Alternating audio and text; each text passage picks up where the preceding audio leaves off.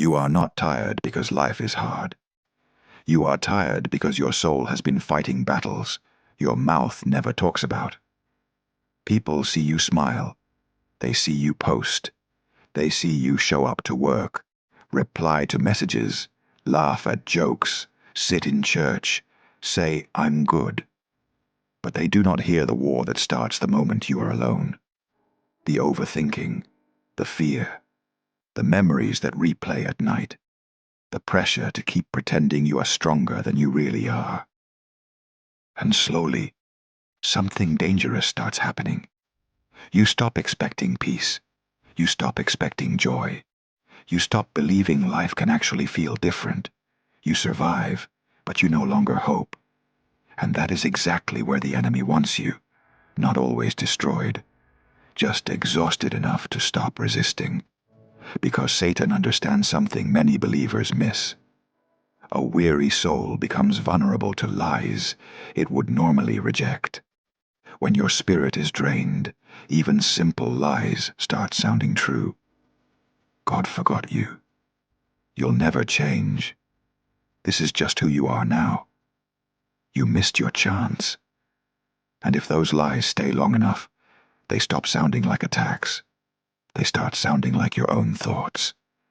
That is why spiritual exhaustion is so dangerous. Not because you suddenly stop loving God, but because little by little you start losing the strength to fight for truth.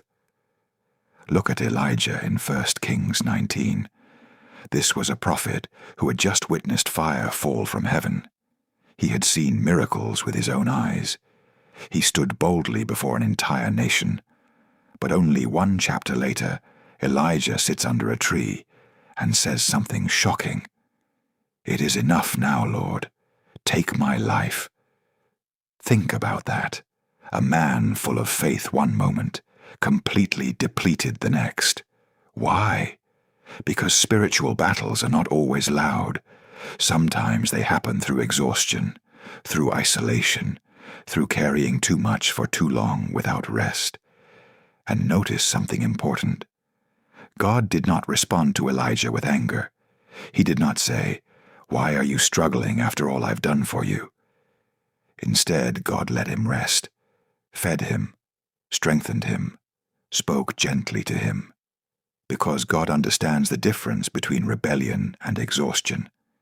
Some of you think you are failing spiritually, when in reality you are simply running on an empty soul. You pray but feel numb. You worship but feel disconnected. You open the Bible, but your mind drifts after 2 verses. And then shame arrives immediately. What kind of Christian struggles like this? But hear this carefully. Fatigue changes perception. Even physically, exhausted people struggle to think clearly. And spiritually, exhaustion magnifies darkness while shrinking hope. That is why the enemy fights so hard to keep you spiritually drained.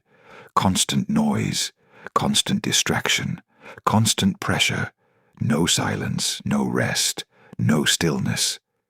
Because a distracted soul is easier to deceive.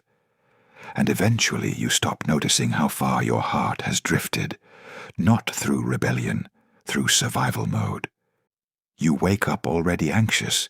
You carry invisible heaviness all day. And at night your body rests while your mind keeps fighting. Some of you have not truly felt peace in months, maybe years. But Jesus said something the world cannot understand. "Come to me, all you who are weary and burdened, and I will give you rest." Not performance, not pressure, rest. Notice he did not say, "Come to me once you fix yourself." Come to me once your thoughts are clean. Come to me once you become stronger. No. He said, "Come weary." Because exhausted people are still invited. Burned out people are still loved. Confused people are still wanted by God. The enemy wants you to think your exhaustion disqualifies you. But sometimes, exhaustion is the very evidence that you have been fighting harder than anyone knows. And this is where many believers make a critical mistake. They keep trying to heal their soul, with things that cannot carry spiritual weight. More scrolling, more entertainment, more noise, more distraction. But distraction is not peace. Numbing is not healing. You can drown your mind in noise all day and still feel empty when the room becomes quiet, because the soul was never designed to survive disconnected from God. Psalm 46 says, "Be still and know that I am God." But stillness terrifies many people now, because silence exposes what distraction was hiding: the pain, the fear, the loneliness, the questions you buried under constant movement. Yet healing often begins the moment the noise stops. Not instantly, not emotionally, but deeply.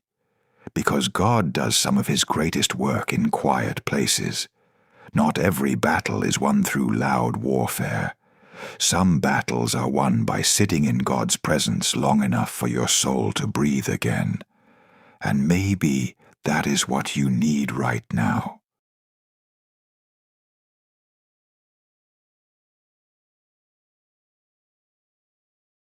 Not another motivational speech, not another distraction, not another attempt to outrun your pain. Maybe you simply need to stop running, to sit with God honestly, without pretending, without polished prayers, without fake strength, just honesty. Lord, I'm tired. Lord, I'm overwhelmed. Lord, I don't know how much longer I can carry this alone. Do you know how powerful honesty is before God? Because broken honesty opens doors that fake perfection never will. The world teaches you to hide weakness. The kingdom teaches you to bring weakness into the light so grace can meet it there. And maybe tonight, before you sleep, you need to remember this. You are not weak for being tired. You are human. Even Jesus rested. Even Jesus withdrew from crowds. Even Jesus wept.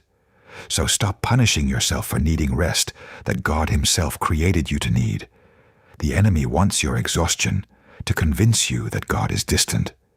But sometimes God is closest in the moments you feel too weak to keep pretending.